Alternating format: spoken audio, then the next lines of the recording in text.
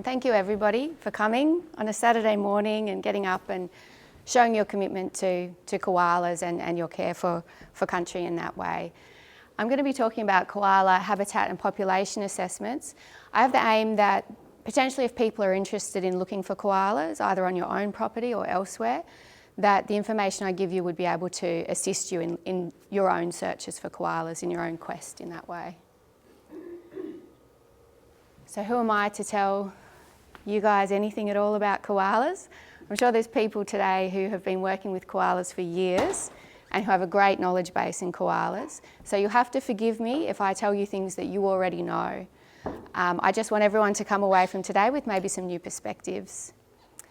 So I work for an organisation called Biolink, and we specialise in threatened species surveys, but specifically in koala surveys. And we run these from Queensland through coastal New South Wales into Western New South Wales and then down into Victoria. And we have a lot of different sort of clients. We work for federal government, state government, and also we do a lot of work for local councils. Local councils are usually pretty interested to know where their koalas are and how best to manage their resident koala populations. So the sorts of things we do for local councils are like the Shire-wide surveys. Where are the koala metapopulations within the Shire? And then also writing koala plans of management. So a koala plan of management is a document that has legal standing under the State Environmental Protection Policy, and it sort of dictates how people can behave in relation to koalas in their Shire, specifically with things like development applications. We also do a lot of work for non-government organisations like the WWF, IFAW, the International Fund for Animal Welfare. We've got some NEFA people here today, North East Forest Alliance, are absolutely fantastic, huge fans of NEFA. The Sydney Koala Network, Greening Australia, and lots of smaller community groups who are just looking for a little bit of expert advice. So that's the kind of work that we do. So I'd like to start by talking a little bit about koala ecology. The reason being that if we think about life from a koala's perspective and a little bit of knowledge of koalas, it informs the way that we look for koalas. So then I'm going to talk about how we look for koalas and sort of why we look for them in that way. I'd like to talk about preferred koala food trees. As you all know, koalas eat eucalypts, but they're quite fussy about which eucalypts they eat. They don't just eat, well, koalas will try a lot of things. They'll have a little munch on a camphor if they're interested, but it doesn't mean that that's the sort of thing that they rely on to meet their nutritional needs.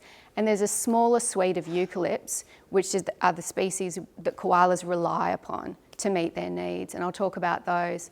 And just to briefly touch on koalas in the northern rivers, just some outputs of recent survey work.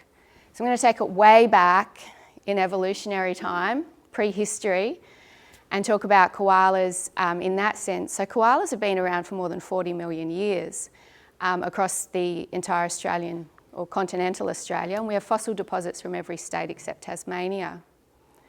So the image that you've got to the left here, the small little brown one, so that is a koala from the Miocene from about 20 million years ago.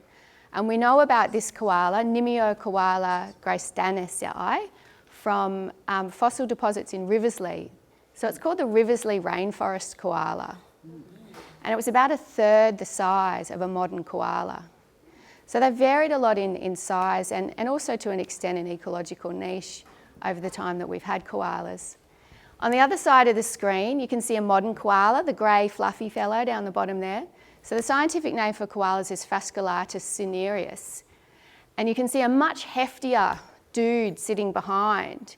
That's Phascolarctos stertoni, the giant koala. And these koalas have actually coexisted together at the same time during the Pleistocene epoch, which lasted from about 2 million years ago to about 100,000 years ago. So the modern koala and the giant koala coexisted at the same time, and they also share the same ecological niche. The interesting thing is, though, now we're just left with one species of koala, and the giant koala is no longer. And the extinction causes, of course, there's lots of different theories around it, but it's basically tied in with theories of megafaunal extinctions in Australia more generally. Things to do with climate change impacts, potential hunting impacts, and so on. So before European contact, koalas were known by a variety of different names in different languages, and the subject of a lot of Dreamtime stories, and of course of a continuing living culture and connection today. When Europeans arrived, it took a surprisingly long time for Europeans to find koalas. There's a lag of 14 years before there's anything written about koalas once Europeans arrived in Australia. But once they noticed the koalas, they certainly took to them. The fur trade became pretty extensive. So the fur trade, concurrent with a lot of habitat loss due to clearing of land for agriculture, subsequent urbanisation, and we're sort of in the situation that we find ourselves in now with koalas. The conservation status of koalas, it's disparate throughout the range. So some places koalas are very rare, other places hugely abundant. So in Queensland, New South Wales and the ACT, koalas are classified as endangered. That is their status. They were considered vulnerable and then they were uplisted to endangered in February of 2022, partly as a result of the impacts of the 2019-2020 bushfire season, which all still fresh in our memories, I'm sure. Not just to do with the bushfire season, but that certainly played a role in increasing the endangerment status of koalas. However, in other areas like Victoria, koalas have the opposite issue. We have an overabundance of koalas in certain parts of Victoria, such that they will, strip the eucalypts of their leaves and so on. And so they have very different management concerns in Victoria, where they use like hormonal contraceptives and things like that to try and bring down the reproductive rate of the koalas. So it changes throughout the range. So as I said, we've only got one koala left now. One species of koala, currently represented by a single surviving species, which is Australia's largest arboreal or tree-dwelling marsupial. Adult males ranging from 7 to 15 kilos. 15 kilos would be a very big male. It was thought for a little while that there were 3 subspecies of koalas, which conveniently was Queensland, New South Wales and Victoria. Shockingly, koalas really don't care what state they're in. It's all one species. There's a genetic variability across that range, but there's no huge genetic disjunction such that we would say that there's different species of koalas. They can live up to about 20 years in captivity, but it tends to average out about 10 in the wild. And they have a generation time of 6 years. What I mean by generation time is 6 years old is the average age of a reproducing adult in the population. Their life history strategy is something we call K-selected. So that's an animal that has a relatively long lifespan, but a relatively low reproductive output. So we have koalas producing on average, the mums will produce on average less than 1 joey a year over the course of their reproductive life. So they might have 3 years in a row having a joey and then take a year off, that sort of thing. They live in polygynous structures with a male dominance, so you'll have a dominant male with several females. Both sexes will disperse at about the age of 12 to 18 months, and the boys tend to go a bit further away from their mums. So the nature of the beast being the koala. So give me a home among the gum trees, but not just any gum trees. I can't say it enough, they're very fussy about the trees that they like. And so of these specific types of eucalypts that the koalas really need to survive, it's the spread of these eucs across the environment that dictates where koalas can live. They can only live where their preferred food source is. The myth of monastic solitude. A lot of people have the impression about koalas that they're very, very solitary creatures, but it's not really the case. They have pretty complicated social lives, it turns out. I just want to demonstrate this a little bit with some radio tracking data. This is a very boring image. I will put some colours on it. But just very quickly, what we're looking at here, these large sort of shapes here, that's a home range of a koala. The little sort of points inside are just different points that koala has been monitored during that radio tracking period of several months. And the thing that you can see underneath there in sort of a lighter grey, that's like a cadastre where you've got proposed roads, proposed lots, things like that. So this was part of a study looking at assessing a development application, basically. So that in the green is a home range of one koala. A few things to note about this is the size of that home range. It's several hectares, it's actually quite large. So the things that dictate how large a koala's home range is going to be, one of the things is of course the distribution of the food trees. The more sparse your food tree resource is, the bigger a home range you're going to need to maintain in order to meet your nutritional needs. If you've got more densely packed food trees, you can exist in a smaller space. You don't need to travel so far. So home range size is to do with the distribution of the food trees. It's also to do with some social things as well. So this one, for example, this large home range is a male, a dominant male, and he will tend to maintain a larger home range, which he then allows some female friends into. So this is one of his buddies. This is the home range of a female koala, and you can see that they intersect. There's a common area there where they meet up.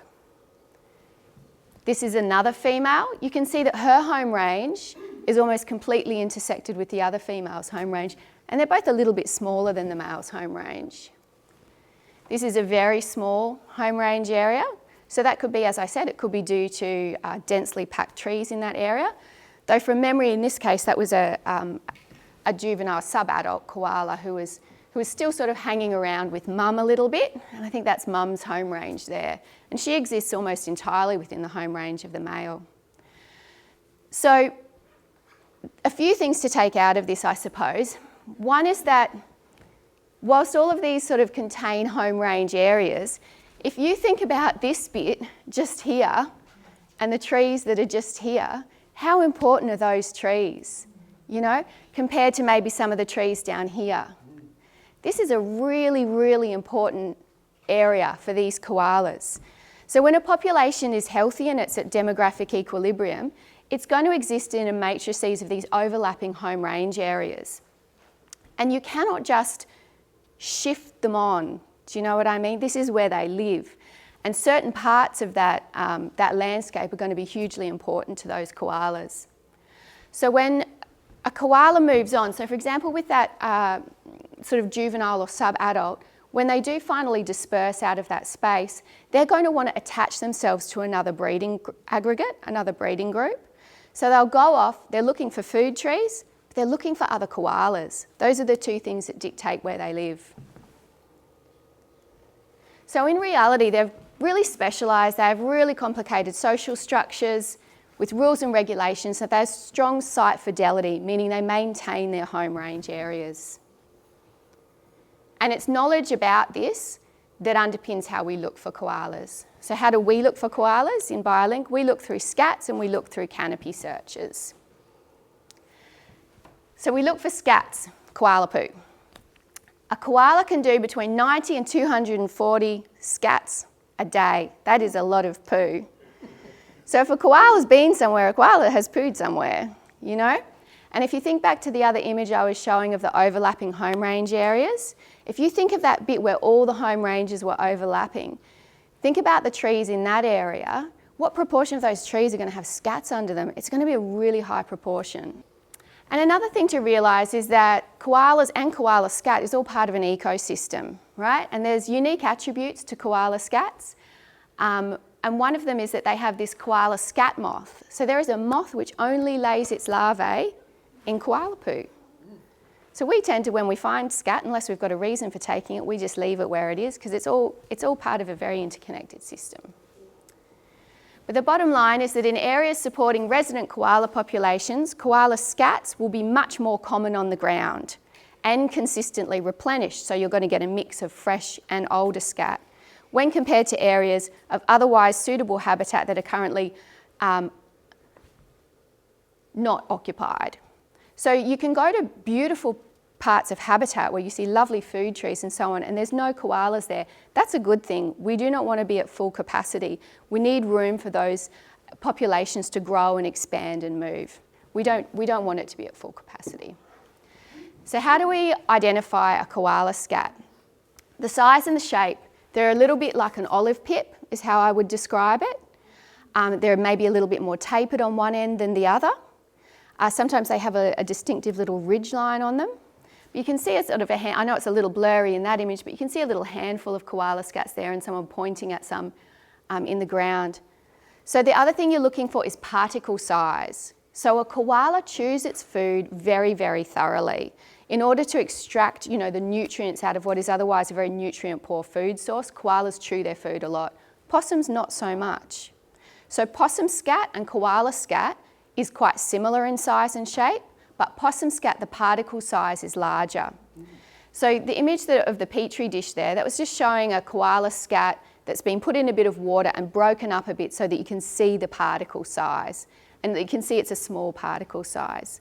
A good way to figure this out as well is if you found a scat and you think it might be a koala, if you snap it, because they're usually very hard, you snap it in half, if it breaks cleanly across in sort of a straight line, it's got small particle size, whereas if it's got sort of like more raggedy, leafy bits in it, that's a larger particle size, maybe not a koala. Smell, I'm not kidding. We smell our scats to see if it's a koala scat or not. Koala scats smell quite nice. They smell a bit eucalyptusy or kind of fresh, but they don't smell bad. Whereas if you've got a possum poo and you smell it, it'll smell offensive. You won't want to do it again. And so that's how you can tell. If it smells bad, it's not a koala. And when I say if in doubt, knock it out, if you're not quite sure, then just assume that it's not a koala scat. Scat misidentification. So there's lots of things that get mistaken for koala scat. This is a pile of deer poo. You'd be surprised how often people think deer poo is koala poo. It's of similar size and shape, but of course deers aren't chewing their food so well, so they're kind of grassy. These two are a bit more difficult to tell the difference between. One of these is koala scat and one is possum scat. Does anyone want to venture a guess as to which is the koala scat? You're all experts. What am I even doing here?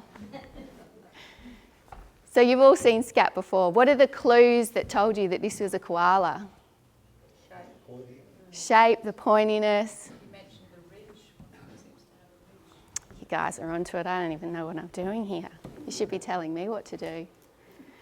So we look for koala scat in a very specific way. We're scientists, we're massive nerds. So we do it using something called the spot assessment technique, or the SAT, which was developed by my colleague Steve Phillips. It's a tree sampling methodology, and we look for presence or absence of scats rather than scat number within a prescribed area at the base of trees to get a measure of koala activity. And that allows us to figure out key aspects of koala ecology and also food tree preferences. So we look for scats in a 1 metre radius. Yep. Can we ask questions now, or do you want us to wait till the end? Ask it now if you think you'll forget. Just before we get off scats, I was wondering what the throughput time is from ingestion to the scat, because I've found lots of scats under kadagis. So I wondered, does that mean it's eating a kadagi, or is it just resting there and came from somewhere else? Okay, it's probably a bit of both. It's not that it wouldn't eat a bit of kadagi. It probably would. It's not going to be its favourite sort of food tree, but it's probably pretty good for shelter because it's got big leaves. Yeah, it's not that fast, I would say. Yeah. Oh, okay. Can I just ask about scats? I've got a tree that I often see koalas in, and I know it's their favourite tree, but the scats underneath are black. Yep. Is that because I thought these ones were brown? They can be brown, they can be black. Okay. Yeah, no, it doesn't mean it's not koala or that there's anything wrong with the koala. Sometimes it's the type of leaf or that specific species of tree. The different trees will produce a slightly different colour in the poo. Yep, so it's a 1 metre radius around the base of trees. And we just want presence or absence. We don't care about how many, because we're counting how many trees have scats rather than how many scats are under a tree. So this was just an honours project that somebody did with us. She mapped and counted all the poos under 30 different trees. It was a huge project. She counted over 8,500 koala poos and she mapped exactly where they were. It was a huge project. The outcomes were the bigger the tree, the more the scats, but the distribution under the trees was also non-random. So what are the implications of that? One is that the further you get from the base of the tree, the less likely you are to find a scat. So that's all that graph is saying. The closer to the base of the tree, the more likely to find a scat. So given that each tree is like an independent replicate, and we know that the scats aren't uniformly distributed, and there's higher frequency of them at the base of the trees, so we then asked a question, on average, what's the relationship between the proportion of the total scat count and the distance from the base? What we found was that if you go out 1 metre, that's where about half of the scats you're going to find will be in that 1 metre around the base of the tree. So in terms of bang for your buck and the way to spend your time, if you stick to that 1 metre, you've got the best chance. It's also a sort of an interesting statistical thing as well. If we know that if a site is active and there's koala poo there, and you've got a 50% chance of finding it in that 1 metre for each tree, if we do 30 trees, we can then put a statistical bound around how confident we are of presence or absence of koalas. If you've checked 30 trees and not found a scat in that 1 metre, you can be pretty confident there's no scats there. So that's what we do. We look at 30 trees, we check 1 metre at the base of them, looking for scat. We just want the presence or absence, we don't care how many. And koala activity is measured as the number of trees that have scat out of the proportion of the total we've looked at. So if 15 of the 30 trees have scat under them, you have an activity level of 50%. And there's certain thresholds that we use that have been verified by radio tracking and other methods, where we break it up into low koala activity, medium koala activity and high koala activity. And this is the output that we get, basically. I know it's a little blurry, but let me just explain. This is actually the Northern Rivers. This was a survey for the World Wildlife Fund. And what you have is a lot of points. Those points are coloured up according to koala activity. The blue points there are showing low or no koala activity. So if you only have 1 tree out of your 30 that has a scat under it, it's probably at the periphery of a home range, or it's more a transient use where a koala is dispersing and so on. Whereas if you've got medium and high activity, that's indicative that you're in a koala's home range. You're in quite an important area. And those points are coloured up in yellow, orange and red on this particular map. So let me just explain the map. We've got the Tweed up here, we've got Kyogle, we've got Richmond Valley, we've got Ballina, Byron and we've got Lismore. And you've got sort of activity contours that we've put around these areas of high activity to look at metapopulation boundaries. So I don't know about you, but the first thing that popped out to me when we made this map was down here in South Lismore, the Richmond River floodplain is absolute powerhouse of koala activity across the Northern Rivers. So the koala plan of management area in Lismore, as you said, is restricted to the southeast. It's restricted to this Richmond River sort of floodplain, but it doesn't even hit the west. It doesn't even hit the western boundary of Lismore LGA. So what's happened is we've also had a movement of koalas over time. They're pushing out to the west. That CKPOM, that koala plan of management planning area, is no longer really reflective of where the koalas are across Lismore. And also the other thing to see is where we're sitting right now is just here pretty much around the Channon. And so we do have koala activity up here as well. I should also point out though that this study was done on a 5-kilometre grid. So there's a point roughly every 5 kilometres. You are not going to pick up every single breeding group of koalas when you're only looking every 5 kilometres. You're going to get a really good broad landscape pattern, which this is. It's very reflective, but it's not going to pick up every single koala, nor did it aim to. But it does show, yes, there is koala activity in the north of the Lismore LGA. And when that comes up, when that koala plan of management comes up for review, that would obviously be one of the recommendations, is that planning area boundary is no longer reflective. But what I did want to talk about was the strike rate and how we determine what a preferred koala food tree is.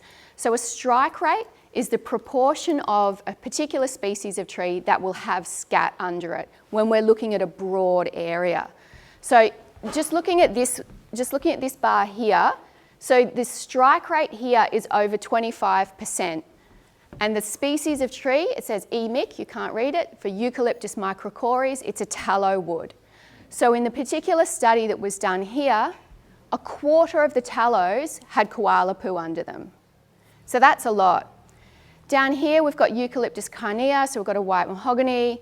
It's got, maybe 7% of those had koala scat underneath them. When you do enough of this and you have a large enough data set, so presently we have a bit over 100,000 trees in our data set, and that's a very big data set where we can start to really determine patterns. And the pattern that we're seeing here is really holding up, whether it's from southeast Queensland or northern New South Wales. It's the same food trees which are preferred and statistically so. So there's over 800 species of eucalypts, maybe 60 to 70 of these are preferred koala food trees, but in any one place, it's probably about 4 to 5 species of eucalypts are preferred in any one place. Preferred koala food trees are a discrete suite of eucalypts that are utilised against the odds, so more frequently than chance would predict based on their abundance in the landscape. So around the northern rivers, you're looking at Eucalyptus microcories, tallow wood, Eucalyptus robusta, which is swamp mahogany, Eucalyptus teraticornis, which is confusingly called both forest red gum and Queensland blue gum, and Eucalyptus propinqua and biturbinata, which are grey gums. So if you wanted to look for koalas on your property or elsewhere, I would recommend by starting off looking for their food trees. So there's different ways that you can identify a food tree. The features to look for, first of all, is the bark. Then you want to look for the buds, the fruits and the leaves. If you download a good app like Euclid or you look at PlantNet, you can really give yourself a good chance of finding what you've got on your property. So this is a forest red gum. It's got smooth bark. If you look at the buds there, the little caps on the buds are like gnome hats. They're the only ones that have caps on their buds that are that long, so it's really, really distinctive.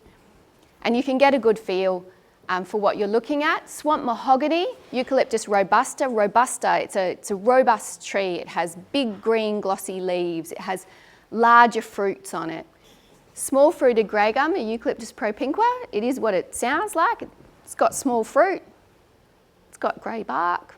The tallow wood. Tallow would have the nice flaky, stringy bark. I always think they look a bit like storybook trees. They always branch out sort of low and beautifully. And their fruits are very distinctive there. They're shaped a little bit like an ice cream cone. So they all have distinctive features, and if you're interested, it would be very easy to download one of these apps to help you to find. Which is not to say that shelter trees are not important. I'm not saying that preferred koala food trees are the only trees that are important. What I am saying, I suppose if you've got a situation where you've got a beautiful bit of swamp forest that's got a lot of melaleucas in it, it's 90% melaleucas, 10% Eucalyptus robusta, swamp mahogany, and all of those are going to have scats underneath them to some extent. But if you take the robusta out of that situation, there's no koalas. They need the robusta to live. But the other trees serve functions in relation to that.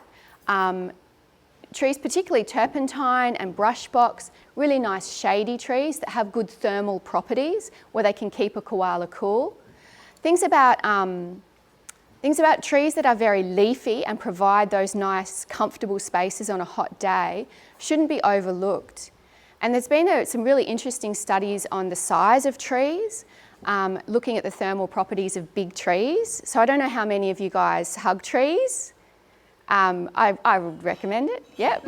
If you hug a really big tree, they're actually cooler. It's been shown they're a cooler thing. So if you're a koala and it's a hot day, you're going to want to hold on to something like that. And so these are going to be, increasingly important things to think about, I think. Oh, okay, so if you found some koala food trees, you found what looks like koala scat, the next thing to do is to look up into the canopy. They're not always easy to spot. Every one of these photos has a koala in it, believe it or not. You do have to get your eye in a little bit. So there's a little lump there, there's a little lump there.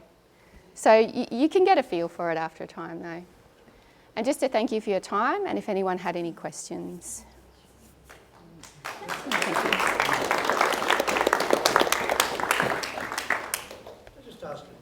Sure.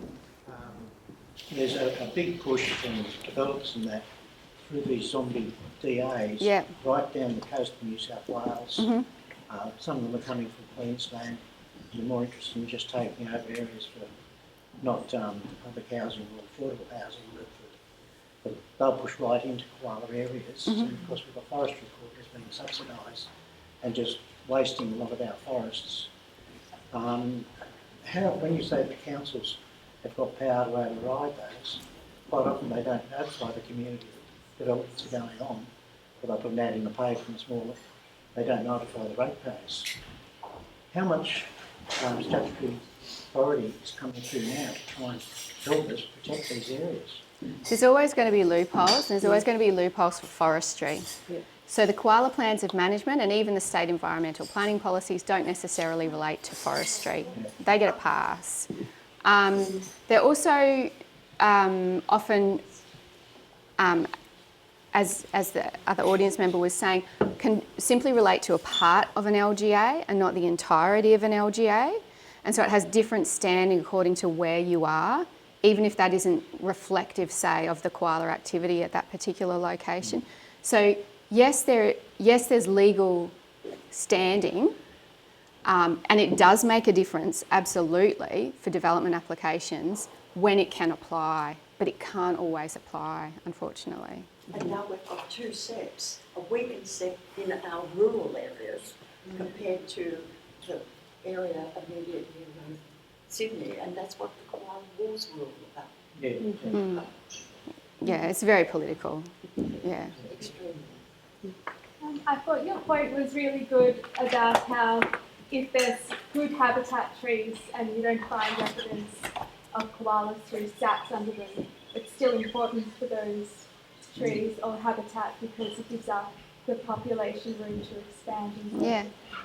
If your Biolink was involved in future development of Shire ponds and things, do you think that's something that would be brought into them, could be discussed in the context of the changing status from vulnerable to endangered of the koala during the period of which they cover in most of our local shire? Yeah, I think that there's always that distinction between what's considered, just because something is not occupied habitat, it doesn't mean that it's not habitat. And that most of the koala plans of management do take that into account. When you're talking about really fine scale developments and things like that, occupancy does become important. That's not to say just because it's unoccupied it has no standing, but the standing increases with occupancy, I suppose. But unoccupied habitat is still habitat, it is still mapped, and it does still have legal protections around it. Yeah, I'm not quite sure what else to say on that one. Could you say something about the importance of understory ground cover like lantana for preventing access to trees, or is it not as bad as it seems? It's not as bad as it seems. And that's been the shocking thing, really, because you would expect, we all know what it's like when you're climbing through lantana. It's horrible, and you would assume it would be horrible for a koala as well. And I'm not saying that lantana control isn't a great thing to do. What I am saying is that we have not noticed a relationship between koala activity and lantana infestation, because we'll burrow through to these awful sites, get there, you know, pulling the lantana apart, and there's koala scat there. And it's been quite surprising. There are things which do seem to make more of an impact than lantana, like prickly pear. Yeah, that does seem to have a relationship to koala activity more so than lantana. Thank you very much.